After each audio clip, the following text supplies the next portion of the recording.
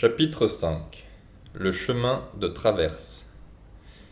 Harry se réveilla de bonne heure le lendemain matin. Il savait qu'il faisait jour, mais il garda les yeux fermés.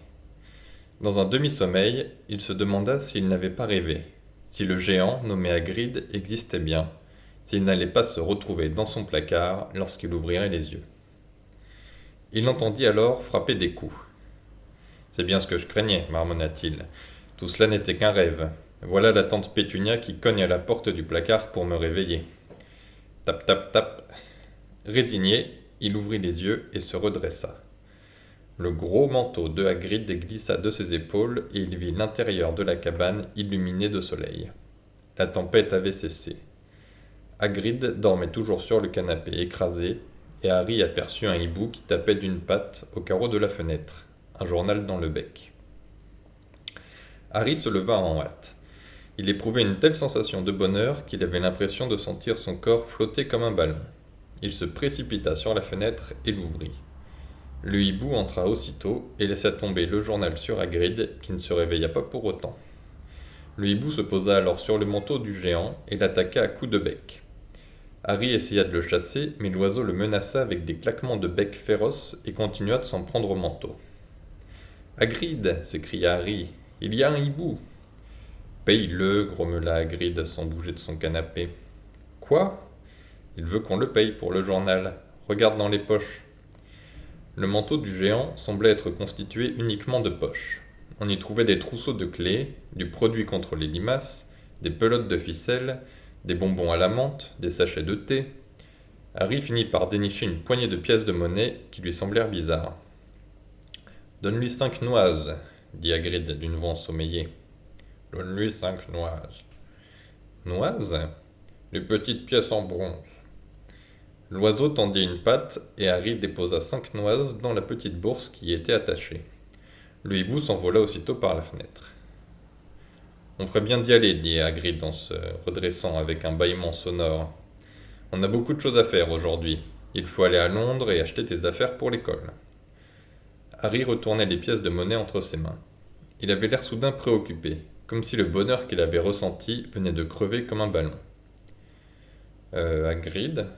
« Oui, » répondit le géant en chaussant ses immenses bosses. « Comment va-t-on faire pour acheter tout ça ?» demanda-t-il. « Je n'ai pas d'argent et l'oncle Vernon refuse de payer mes études de sorcier. »« Ne t'inquiète pas pour ça, » répondit Hagrid en se levant. « Tu crois donc que tes parents ne t'ont rien laissé ? Mais leur maison était détruite. Ils ne gardaient pas leur or à la maison. On va commencer par s'arrêter chez Gringotts. C'est la banque des sorciers. Mange donc une saucisse. Elles ne sont pas mauvaises quand elles sont froides. Et moi, je mangerai bien un morceau de ton gâteau d'anniversaire. » « Il y a des banques de sorciers ? » ?»« Il n'y en a qu'une, c'est Gringotts. Elle est dirigée par des gobelins. »« Des gobelins ? » ?»« Oui, et il faudrait être fou pour essayer de leur voler quoi que ce soit. Gringotts, c'est l'endroit le plus sûr du monde, à part Poudlard peut-être. »« Peut-être. De toute façon, je dois y passer.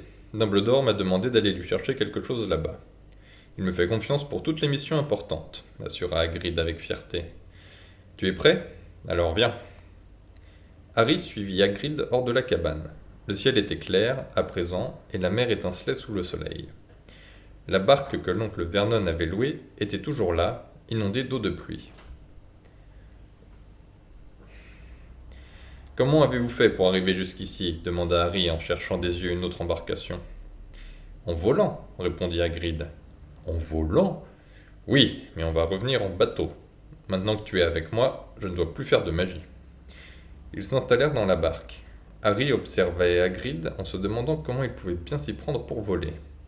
« C'est quand même un peu idiot de ramer, » dit le géant en lançant à Harry un regard de côté. « Si je m'arrange pour accélérer un peu les choses, tu n'en parleras pas quand tu seras à Poudlard. »« Bien sûr que non, » répondit Harry, qui avait hâte de voir un nouveau tour de magie. Hagrid tapota alors de la pointe de son parapluie rose le bord de la barque, et le bateau fila aussitôt vers le rivage. « Pourquoi est-ce qu'il faudrait être fou pour essayer de voler quelque chose chez Gringotts ?» demanda Harry. « Ils n'ont pas leur pareil pour jeter des sorts, » répondit Hagrid en dépliant son journal. « On dit même que ce sont des dragons qui gardent la salle des coffres. Et en plus, ce n'est pas facile d'y retrouver son chemin, Gringotts est à des kilomètres en sous-sol, bien plus bas que le métro de Londres. En imaginant que quelqu'un parvienne à y prendre quelque chose, il finirait par mourir de faim en cherchant la sortie. Harry resta assis en silence pendant que Hagrid lisait son journal, la Gazette du Sorcier. Harry avait appris, au contact de l'oncle Vernon, qu'il ne fallait jamais déranger quelqu'un qui lit son journal. Mais il avait encore tant de questions à poser qu'il était très difficile de résister.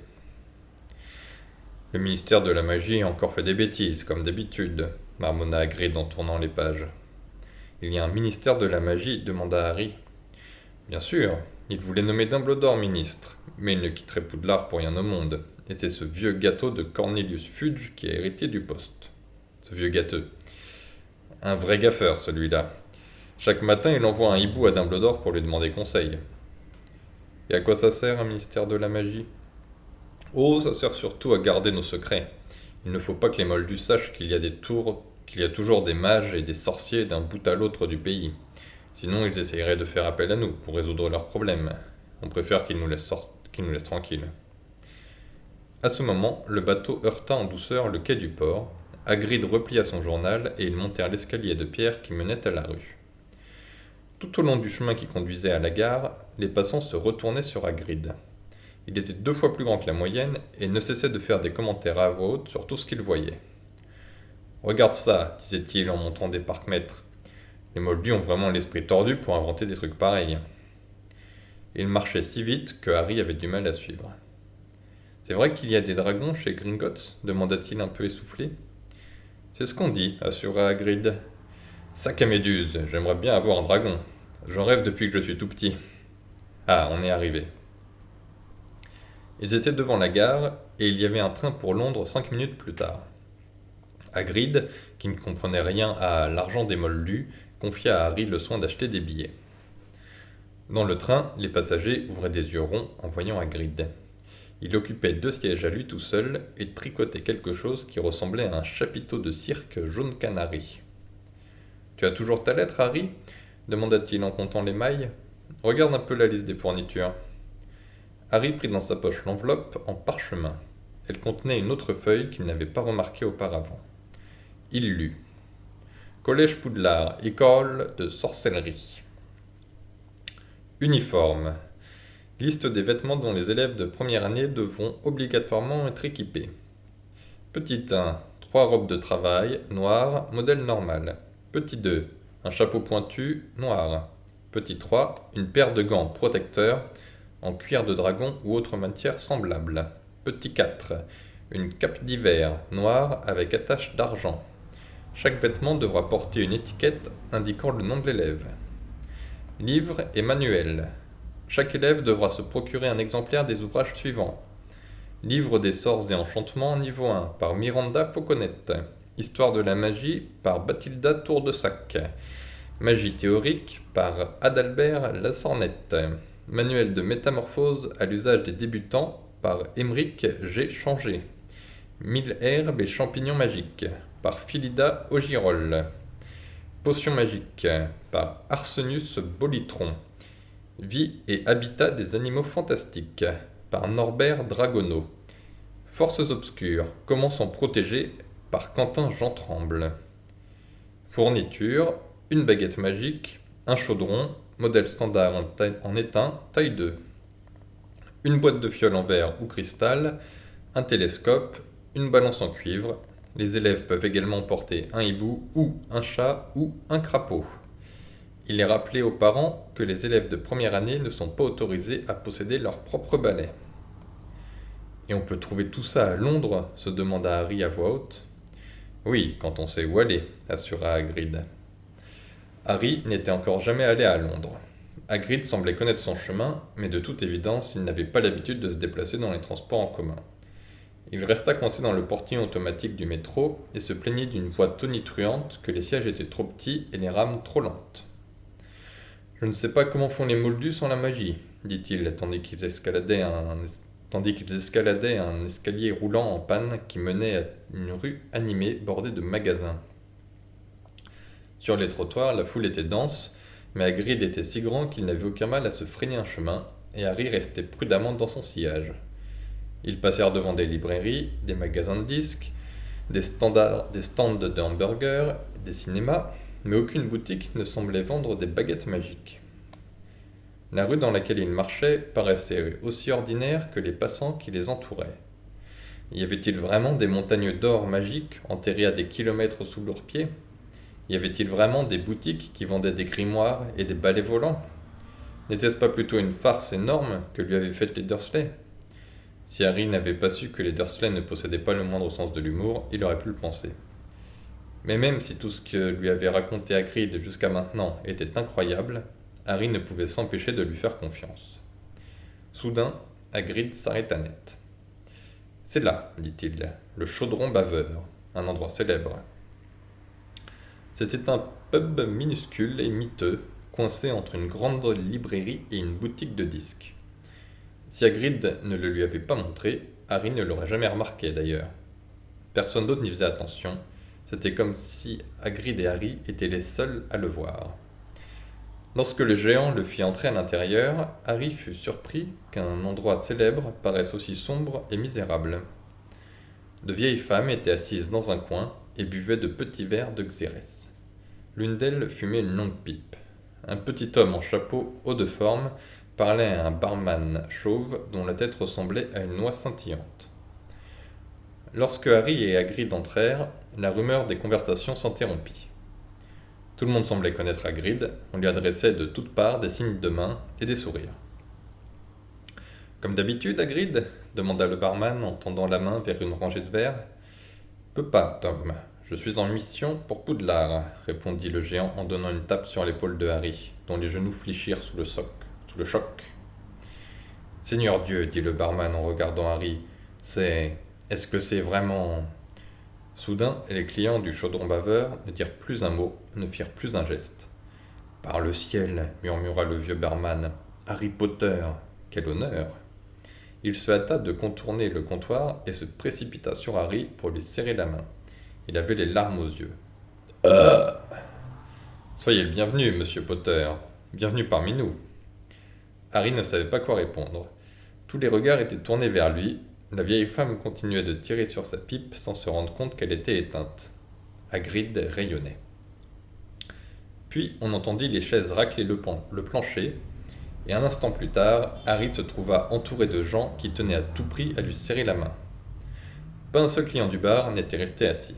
« Je suis Doris Crockford, monsieur Potter. C'est extraordinaire de vous voir enfin. »« Je suis très fier de faire votre connaissance, » dit quelqu'un d'autre. « J'ai toujours rêvé de vous serrer la main, » assura un troisième. « Je suis si ému. »« Je suis si honoré de faire votre connaissance, monsieur Potter, » dit un quatrième. « Je m'appelle Diggle, Dédalus Diggle. »« Je vous ai déjà vu, » répondit Harry, tandis que le chapeau de forme de Dédalus Diggle tombait sous le coup de l'émotion. « Vous m'avez salué un jour dans un magasin. »« Il s'en souvient, » s'écria Diggle en regardant tout autour de lui. « Vous avez entendu, il s'en souvient !» Harry continuait à saluer tout le monde, tandis que Doris Crockford ne cessait de lui tendre la main. Un jeune homme au teint pâle s'avança, visiblement nerveux. L'une de ses paupières était agitée de tics. « Professeur Quirrell !» s'exclama Hagrid. « Harry, je te présente le professeur Quirrell, qui sera un de tes maîtres à Poudlard. »« Potter !» balbutia le professeur en saisissant la main de Harry. « Vous ne pouvez pas savoir à quel point je suis heureux de vous rencontrer. »« Quelle manière enseignez-vous, professeur ?»« Quelle matière enseignez-vous, professeur ?» demanda Harry. « La défense contre les forces du mal, » marmonna le professeur Quirrell, comme s'il préférait ne pas en parler. « Mais vous n'en avez pas besoin, Potter. » Il eut un rire nerveux. « Vous êtes venu chercher vos fournitures. Je dois moi-même acheter un nouveau livre sur les vampires. » Cette perspective semblait le terrifier. Les autres clients du bar n'avaient pas l'intention de laisser le professeur accaparer Harry, et Hagrid eut toutes les peines du monde à se faire entendre. « Il faut y aller, dit-il. Nous avons beaucoup de choses à acheter. » Doris Crockford lui serra la main une dernière fois, et Hagrid l'entraîna hors du bar, dans une petite cour entourée de murs, où il n'y avait que des poubelles et quelques mauvaises herbes. « Je t'avais prévenu que tu étais célèbre, » dit le géant avec un grand sourire. Même le professeur Quirrell était tout tremblant. « Remarque qu'il n'arrête pas de trembler, le pauvre. C'est un esprit remarquable. Il allait très bien tant qu'il étudiait dans les livres, mais depuis qu'il est allé rencontrer des vampires et des harpies dans la forêt noire, il a peur de tout, même de ses élèves. Voyons, qu'est-ce que j'ai fait de mon parapluie? Ah, le voilà. Hagrid compta les briques sur le mur, au-dessus des poubelles, puis il tapota 3 fois à un endroit précis avec la pointe de son parapluie. La brique se mit alors à trembloter et un petit trou apparut en son milieu. Le trou s'élargit de plus en plus et se transforma bientôt en une arcade suffisamment grande pour permettre à Hagrid de passer. Au-delà, une rue pavée serpentait devant eux à perte de vue. « Bienvenue sur le chemin de traverse, » dit Hagrid.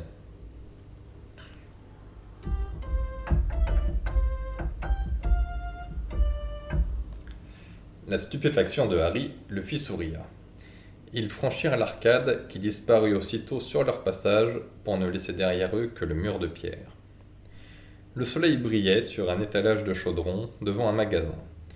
Une pancarte annonçait « Chaudron toute taille, cuivre éteint, argent, touillage automatique, modèle pliable. » « Il va falloir t'en acheter un, dit Hagrid, mais on va commencer par aller chercher ton argent. » Harry aurait voulu avoir une demi-douzaine d'yeux supplémentaires. Il regardait de tous côtés en essayant de tout voir à la fois. Les magasins, les étals, les gens qui faisaient leurs courses. Une petite femme rondelette regardait la vitrine d'un apothicaire en hochant la tête. 17 mornilles pour 30 grammes de foie de dragon. C'est de la folie, marmonna-t-elle. Un ululement s'éleva d'une boutique dont l'enseigne indiquait « Au royaume du hibou, Hulotte, chouette et frais, grand-duc, chouette laponne. » Quelques garçons de l'âge de Harry avaient le nez collé contre une vitrine dans laquelle étaient exposés des balais volants. « Regarde, dit l'un d'entre eux, le nouveau Nimbus 2000, encore plus rapide. » On vendait de tout dans les boutiques. Des balais, des robes de sorcier, des télescopes, des foies de chauve-souris et des yeux d'anguille, conservés dans des barils, des piles de grimoires, des plumes d'oie, des parchemins, des potions, des globes lunaires. « Ah, voilà Gringotts, dit enfin Hagrid. Il se trouvait devant un grand bâtiment d'une blancheur de neige qui dominait les boutiques alentour. Debout à côté du portail en bronze étincelant, vêtu d'un uniforme écarlate, se tenait un... « Eh oui, c'est un gobelin, » dit Hagrid, tandis qu'il montait les marches de pierre blanche qui menaient au portail. Le gobelin avait environ une tête de moins que Harry. Il avait le teint sombre, un visage intelligent, une barbe en pointe, des pieds et des doigts longs et fins. Lorsqu'ils pénétrèrent à l'intérieur du bâtiment, le gobelin s'inclina sur leur passage. Ils se retrouvèrent devant une autre porte, en argent cette fois, sur laquelle étaient gravés ces mots. « Entre ici, étranger, si tel est ton désir, mais à l'appât du gain, renonce à obéir. Car celui qui veut prendre et ne veut pas gagner, de sa cupidité le prix devra payer. Si tu veux t'emparer en ce lieu souterrain d'un trésor convoité qui jamais ne fut tien, voleur, tu trouveras, en guise de richesse, le juste châtiment de ta folle hardiesse. » Comme je te l'ai dit, il faudra être fou pour essayer de voler quelque chose ici, dit Hagrid. 2 autres gobelins s'inclinèrent devant eux et ils entrèrent dans un vaste hall tout en marbre. Derrière un long comptoir, une centaine de gobelins étaient assis sur de hauts tabourets, écrivant dans des registres, pesant des pièces de monnaie sur des balances en cuivre, examinant des pierres précieuses à la loupe. Il y avait tant de portes aménagées dans le hall qu'il était inutile d'essayer de les compter. Certaines d'entre elles s'ouvraient de temps en temps pour laisser passer des clients escortés par d'autres gobelins. Hagrid et Harry s'approchèrent du comptoir. « Bonjour, dit Hagrid à un gobelin.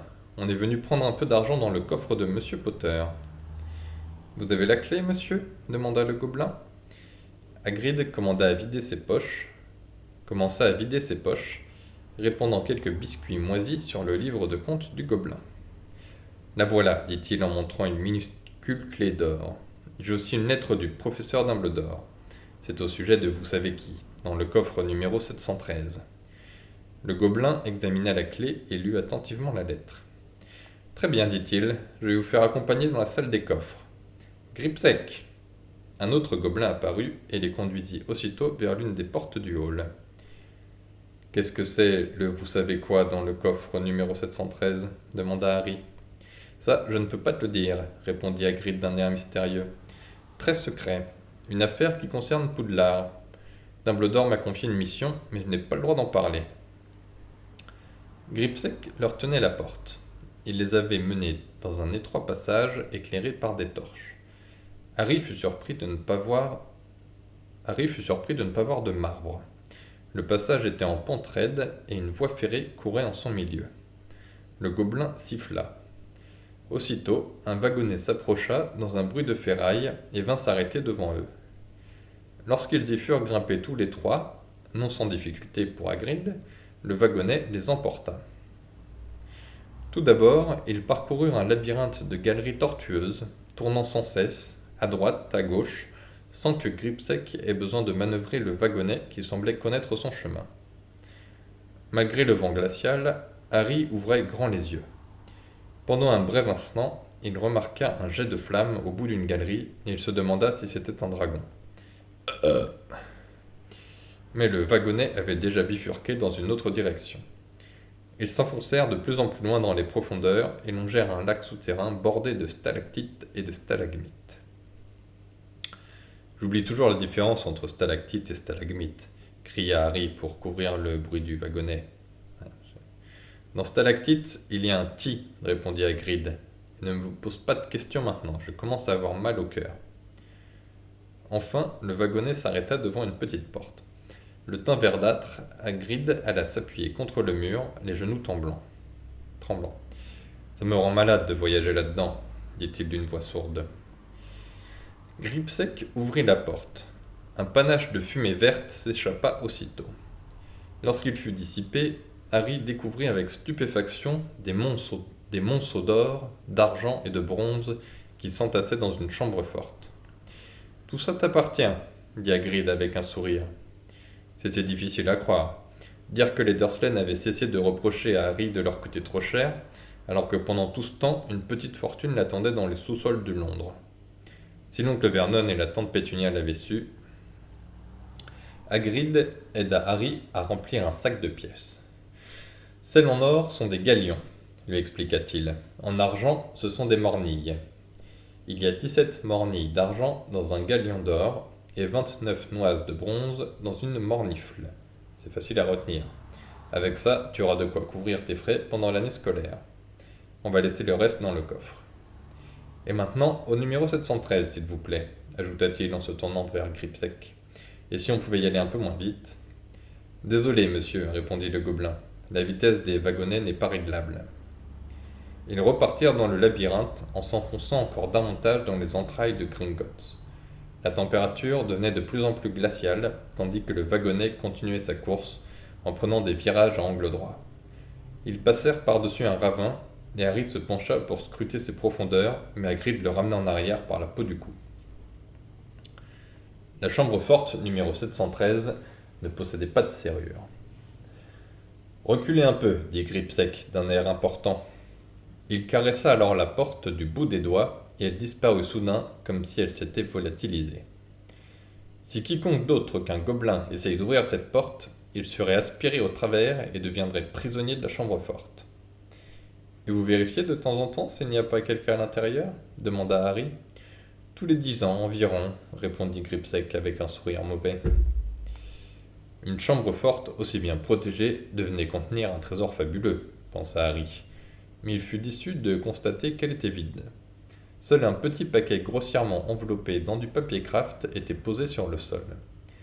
Hagrid ramassa le paquet et le fourra dans une poche intérieure, tout au fond de son manteau. Malgré sa curiosité, Harry renonça à poser des questions. Hagrid n'était certainement pas disposé à lui révéler ce qu'il y avait dans le paquet. « Allez, on retourne dans le wagonnet infernal, » soupira le géant. « Évite de me parler pendant le voyage. Il vaut mieux que je garde la bouche fermée. » Après une nouvelle course endiablée dans les profondeurs de Gringotts, ils se retrouvèrent au dehors, sous un soleil éclatant qui les fit cligner des yeux. Harry avait hâte de commencer à dépenser de son argent. Peu lui importait combien valaient les galions en livres sterling. Tout ce dont il était sûr, c'est qu'il n'avait jamais été aussi riche. Même Dudley n'avait jamais eu autant d'argent à sa disposition. On va commencer par s'occuper de ton uniforme, dit Hagrid. C'est là-bas. Il montra un magasin dont l'enseigne indiquait Madame Guipure, prête à porter pour mages et sorciers. Ça ne t'ennuie pas d'y aller tout seul demanda Hagrid, qui semblait encore un peu pâle. Je te rejoins dans quelques minutes. J'ai besoin de prendre un petit remontant au chaudron baveur. J'ai horreur des wagonnettes chez Gringotts. Un peu intimidé, Harry Potter entra donc seul dans la boutique. Madame Guipure était une petite sorcière replète et souriante, vêtue tout en mauve. C'est pour Poudlard, mon petit demanda-t-elle avant même que Harry ait eu le temps de parler. J'ai tout ce qu'il te faut. Il y a un autre jeune homme qui est en train d'essayer un uniforme. Au fond du magasin, un garçon au teint pâle, le nez en l'air, se tenait debout sur un tabouret, tandis qu'une autre sorcière ajustait la longue robe qui l'avait revêtue. Madame Guipure installa Harry sur un deuxième tabouret et lui fit passer une autre robe de sorcier dont elle entreprit d'épingler l'ourlet pour le mettre à la bonne longueur. Salut, dit le garçon. Toi aussi tu vas à Poudlard ? Oui, répondit Harry. Mon père est en train de m'acheter mes livres dans le magasin d'à côté, et ma mère est allée me chercher une baguette magique à l'autre bout de la rue, dit le garçon d'une voix traînante. Ensuite, je compte les emmener faire un tour du côté des ballets de course. Je ne vois pas pourquoi les élèves de première année n'auraient pas le droit d'avoir leur propre ballet. J'arriverai bien à convaincre mon père de m'en acheter un, et je m'arrangerai pour le faire passer en douce au collège. En l'écoutant parler, Harry ne pouvait s'empêcher de penser à Dudley. Et toi, tu as un ballet poursuivit-il. Non, dit Harry. Tu joues au Quidditch?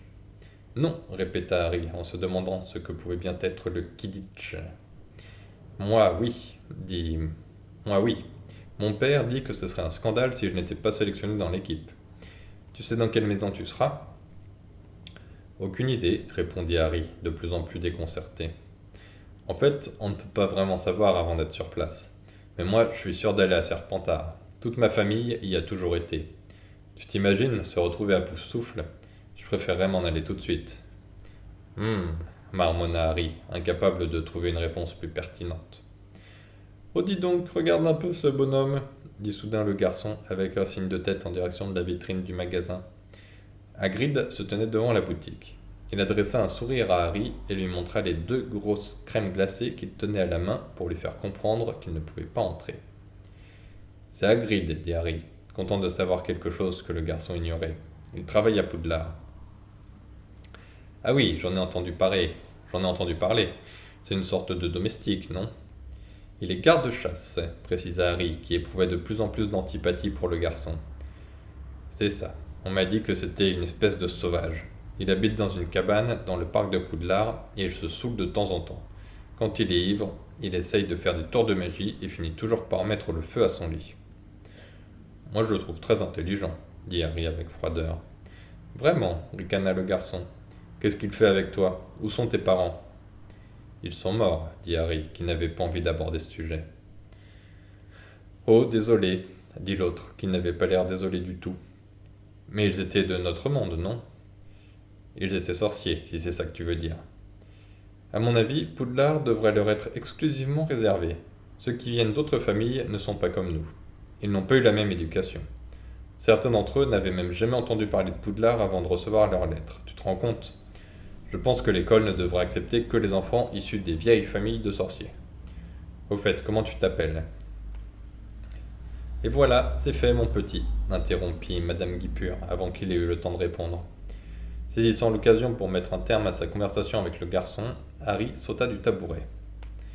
Nous nous reverrons à Poudlard, dit l'autre avec sa voix traînante. Harry ne dit pas grand-chose pendant qu'il mangeait la glace, chocolat fraise aux noisettes, que Hagrid lui avait acheté. Quoi de neuf? Demanda le géant. Rien, mentit Harry. Ils s'arrêtèrent dans une autre boutique pour acheter du parchemin et des plumes d'oie. Harry fut ravi de découvrir qu'on pouvait acheter de l'encre qui changeait de couleur en écrivant. C'est quoi le Quidditch? Demanda Harry lorsqu'ils furent sortis du magasin. Nom d'un vampire, j'oublie toujours que tu n'es au courant de rien. Tu ne sais même pas ce qu'est le Quidditch. Je sais que j'ai l'air idiot, répondit Harry. C'est Quidditch, non, Quidditch. Il parla à Hagrid du garçon au teint pâle qu'il avait vu chez Madame Guipure.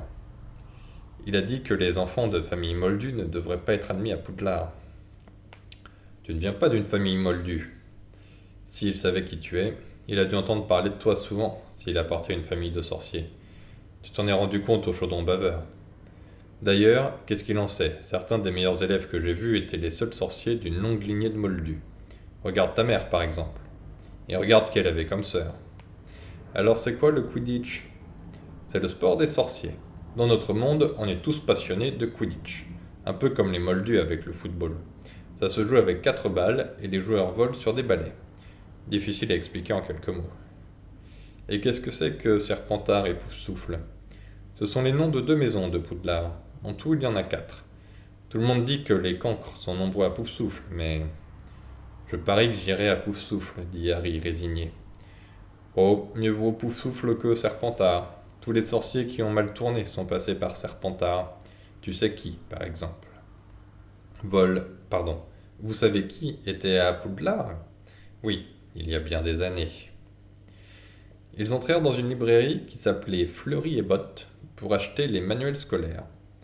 Sur les étagères s'entassaient jusqu'au plafond des livres gros comme des pavés, reliés en cuir, d'autres pas plus gros qu'un timbre-poste et recouverts de soie, des livres remplis de symboles étranges et quelques autres encore dont les pages étaient blanches.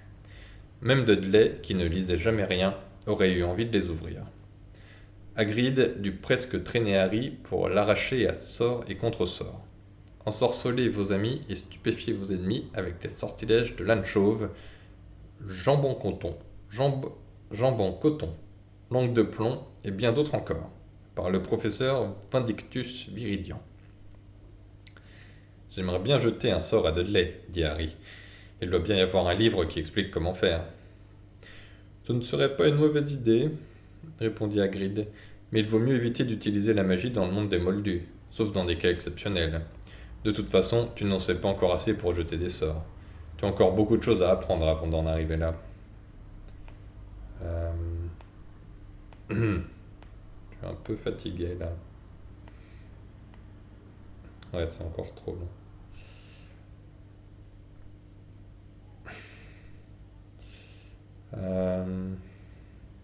Je pense qu'on va s'arrêter là pour aujourd'hui. C'est encore long. C'est un long chapitre. Après, il va encore faire le magasin de baguettes et tout là. Bon. Ah ouais, les chaudrons et les bonbons.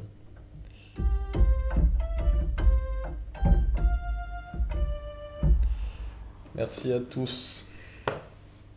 Et à toutes, bien sûr.